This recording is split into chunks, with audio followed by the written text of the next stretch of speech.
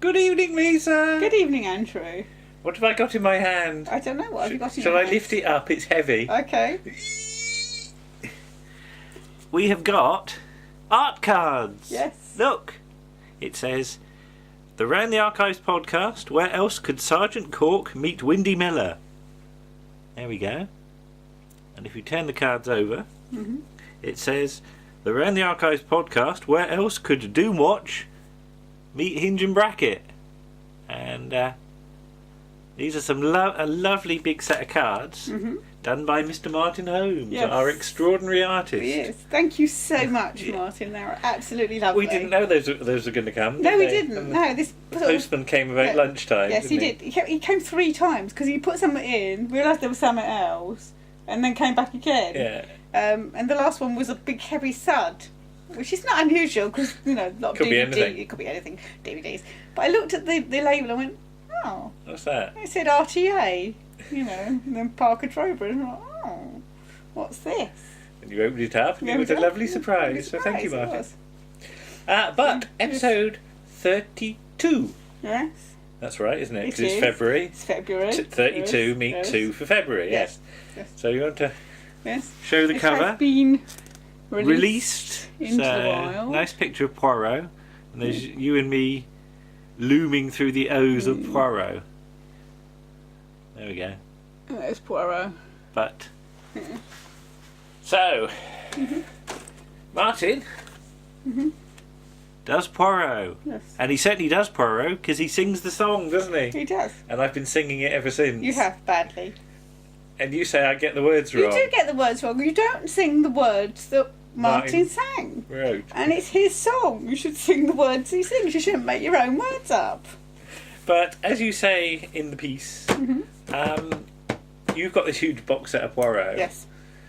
Which you don't watch because No, you. I do. I have watched some Well, of them. if you watch Poirot, it tends to be ones that are on the telly. Yeah. I tend to turn on ITV2 of an evening and go, ITV3 even, sorry, of an evening and go, oh, there's a Poirot and I'll watch that. Yeah. Even though I've got all the DVDs. To be fair, until recently it was fairly buried in the pile of DVDs. Now it's surfaced to the top. I can grab. I watched Murder on the Orient Express. All right. Okay. On it. Okay. So I have watched it, and then I watched the documentary about it. But how many did you get in this set? Everything. Series 1 to 13. Everything. That's everything that they've ever made of Poirot with David Suchet. And including a David Suchet on the Orient Express documentary. Yes, apparently. I saw that. He was jolly. And behind the scenes. Yeah. And Being Poirot documentary and an exclusive interview with David Suchet. So I jokingly said to you, shall we spam David Suchet with We a should have sent it to David Suchet. with a link? You reckon he'd be amused? I think he'd be flattered. All right. Because Okay. it's an entirely complimentary article. Indeed. So. Well, we'll leave that up to Martin then. But what else have we got? Oh, yes. That's the next one, isn't it? It is. I have to remember what the running order is, and I'm the one that edited it. Gosh. I'm no use, am I? You're not, no. Last of the Summer Wine. Or rather, Last of the Summer Winos, isn't it? Yes. As Bob Fischer, And Andrew T. Smith. who are the Summer Winos, Yes. And are shortly to embark on a stage tour show of their love, for for it. Last of the Summer Wine. And they're not coming down south. Come down south. Come and see us, lazy southerners. Now, I think it's fair to say they got overexcited when they did this piece. Possibly, yes. Yeah. Because I just said to Bob, give us about 15 minutes, maybe 20 if you can. Yeah. If you can that span much. it out that much. And then he sent me the file and said it's 40 minutes It was long. 40 minutes long, which is why it's split into 2 sections. So I had to introduce a cliffhanger halfway through, which I won't spoil No. until you listen to the podcast. But they will be back in episode 33, which is in March. That's right. Yes. But lovely, as I said, we've succeeded in getting new voices quite a lot recently, which I'm very pleased about, and I'm hoping that trend will continue. But we are in the sort of fortunate situation with episode 32 and episode 33, which I'm also working on, we have a ridiculously large number of voices. Because I always used to say to you, the minimum I want on a podcast is 3. Yeah. And aim for 4 or 5 if we can. Mm-hmm. Well, I think we've got 8 on this one. Yes. Yes. And we might have 8 or even more on the next one. Yeah, we excelled ourselves these last Well, couple it's of just months. brilliant. Yeah. That it seems to be that lots of people have all got involved all at once. Yes. Which now leaves me with the situation, and I've jokingly said this before, I could release episodes without us doing a damn thing on them, but I put it don't this like way. to. We could release episode 33 tomorrow without any more Yeah, without any things more going on stuff. it. Yeah, So, but we can hold it back. yeah. Because we have one more thing We have things we want to do to go on it. Yeah. And in fact, it's fair to say that episode 32 was held up by us, wasn't it? It was. It would have been ready to go a couple of weeks ago had it not been for us. Because Yeah. we did. When did I release it? Sunday evening. Yes, Sunday. Yesterday evening. Yeah. And it's already had something like 96 listens, which is ridiculous. Yeah. We did editing. We did all the links Sunday morning. Yeah. And I managed to edit it in about an hour and a half because Mhm. I'd done a lot of work beforehand. Yeah. But the thing that was holding it up was us Yeah. doing what I'll talk about in a minute, Yeah. which we didn't record until Saturday No. afternoon. Saturday afternoon. No. So it's entirely our fault for being slack, Yes. isn't it? Yes. Well, there was the fact that we were waiting for a certain person to be free. Yeah. Hopefully, we were. But we wanted to do it Possible. as a three-way, Yeah. didn't we? Yeah, we were possible that we could do it before, but we don't always have the time. Mhm. We have to wait for my weekend off, and it was my weekend off this weekend. So, But next up, a series I knew virtually nothing about. yeah, we must watch some of it as well. But I will hold it up. Mhm. As Paul and Nick, those stalwart chaps, take a look at Maggie and Her, Mhm. a series starring Julia Mackenzie and Irene Handel As herself. as herself. Now, this is a LWT job Mhm. from the 70s Yeah.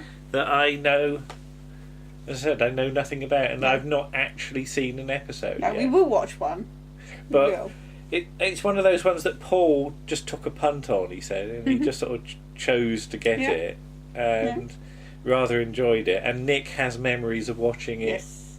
originally. Yeah, I think Paul quite likes Irene Handel, so we are being a little fair to Irene Yeah, Handel. but Nick likes Julia Mackenzie, He does. doesn't he? So, Yes. Amongst many others. But again, nice to get people doing things Yeah.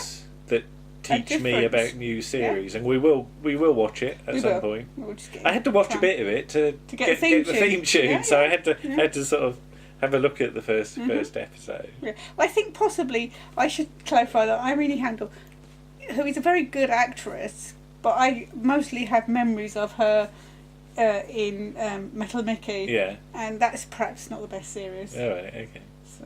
Okay. Also, so this is the one that we did, This is and the one we that did held it with up. Warren. We did. Yeah. We did It Ain't Half Hot Mum, in tribute to Windsor Davies, the lovely Windsor Davies. Yes. but we did the last 2 episodes. We did. Yeah. Which I think might surprise people Mhm. about how they go and what sort of tone they take. Yes. Because there's as those 2 episodes sort of unfold, Mm. you get a lot of relationship sort of stuff, You which do. verges on drama, It does. doesn't it? It does. Yes. It's not just straight comedy. No.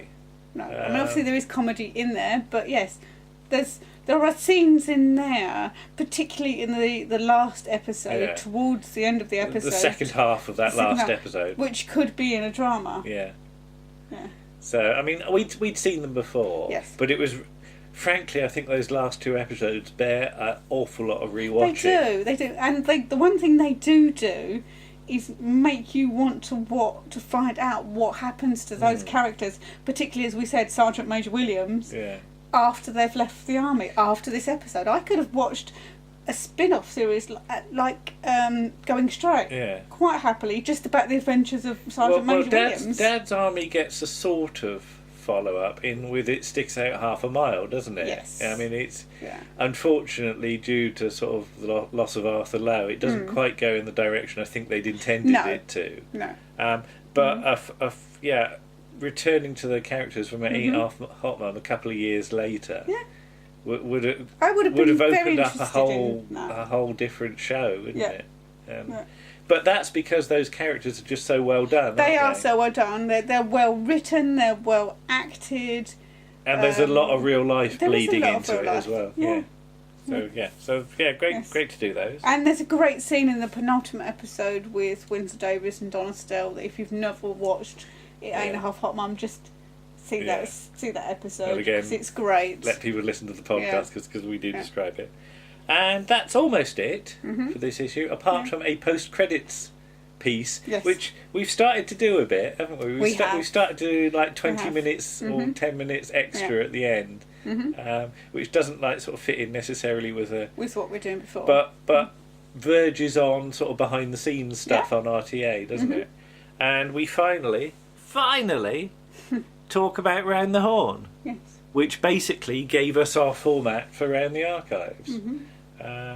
And we've seen Round the Horne being done as a stage show. We have twice. And we took Warren along. We did. And just to sort of refresh our memories, we listened to one episode from Series 2, the one about Moby Duck. It is brilliant. And we just talked briefly about how Round the Horne and Round the Archives, you know, where there's a bit of crossover, certainly in the early episodes. There are parallels of Round the Archives. As I said, we're flailing around for a format to launch our podcast, and we fixate on Round the Horne. We do as a good thing to try and follow. Because we listened to quite a lot of Round the Horne, didn't we? I bought the CDs and we would listen to it in the car. Yeah. And it's quite an interesting format because there is a format there that you'll get the sort of it starts with the answers to last week's quiz, and then you get sort of the play, then you get trends, then you get, and in trends you usually get the sort of 40s movie, and then you get Rambling Sid Rumpo, then you get Julian and Sandy, and it's all very much set in how they don't tend to jiggle it about very much. No. Have I waved Bob's book about? I don't think you have. I don't think I have. Well, we better wave Bob Fischer's book about then. Yes. There we go. There's Bob Fischer's book. With a lever to fall. With a lever to fall. Yes. Which is sort of encounters with science fiction fandom over the years, isn't it? Some of them very strange. Well, they are very strange. That's true. Yeah. But it says, Bob Fischer is a lifelong science fiction and fantasy fan who has previously enjoyed careers as a record shop owner, a solo singer-songwriter, and a short-lived Elvis impersonator. Brackets 1 gig. He now works as a radio presenter for BBC T. See, it's radio presenter. Radio presenter, yes. Because you kept calling him a DJ. I did, and then thinking that doesn't sound right. Sorry, DJ Bob. DJ Bob. Spinning his platters. You should call yourself that. Boogaloo. Yeah. That's a reference for you. But there we go, episode 32, Out into the Wild. I'll put the link down below in the description somewhere, I expect, so you can click on it. As I said, doing good business after only 24 hours. I'm amazed. I think this one's been the fastest off the blocks. Yes. Certainly within one day to rack up nearly 100 listens has sort of rather stunned me. Well, issue 31, which came out in January, has only had 115, so it's in danger of overtaking it in its first 48 hours. Yeah. But yeah, if you enjoy episode 32, don't forget our back catalogue. Yes, go back and listen to 31, which is, it's got Blake 7 in it, amongst other things. Yeah. But yeah, 33, theoretically, if we do what we're going to do this week, and I hope we will, could theoretically be released on the 1st of March. I might not. I do find editing over the weekend seems to be best. Just because we can record links a bit easier then. We haven't got like the washing machine going or anything like that. It was to be fitted around real life, unfortunately. Yeah, if I had a little studio, a soundproof studio. Yeah, like with people banging nails in next door as well. Banging nails and all that. But yes, so hope you enjoy episode 32. And again, thank you for listening. Yes, and thank you to everybody that's been involved. Yeah, and as I put up yesterday, you've all done very swell. Yes. Yeah, I'm not gonna take my hat off with my Mr. You haven't got a hat. Mr. Grey. I have got a hat, but not one like that. You're not wearing a hat, are you, at the moment? Okay. That's what I mean. See you again then. Okay. Bye-bye. Bye.